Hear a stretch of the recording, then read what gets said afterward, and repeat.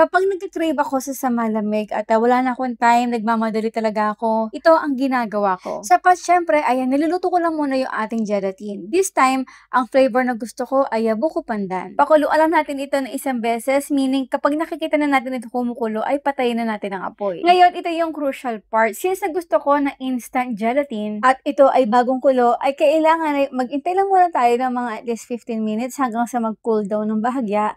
At meron ako dito isang blocking yellow. Paunti-unti natin dito ilagay yung ating gelatin mixture at kusa na itong magseset. O diba, instant gelatin talaga at hindi na natin pa ito kakailanganin pa na ilagay sa ref. Pangalawa, hindi na rin tayo maghihiwa-hiwa. In another bowl, pinagsama ko lang dito ang evaporated milk, coconut cream or kakanggata at ating condensed milk. At para mas ma-enhance pa yung flavor ng buko pandan, syempre nalagay ako dito ng liquid flavor. At ilagay na natin dito yung ating gelatin na ginawa kanina. At yung mga ginamit ko pa lang dito, evaporada, condensed milk at coconut cream, lahat yan malamig na para ready to eat. Hindi na tayo mag-iintay pa at craving solved. At syempre alam ko nanonood pa rin kayo ngayon at pakicomment naman kung ano bang flavor na gusto yung gawin natin.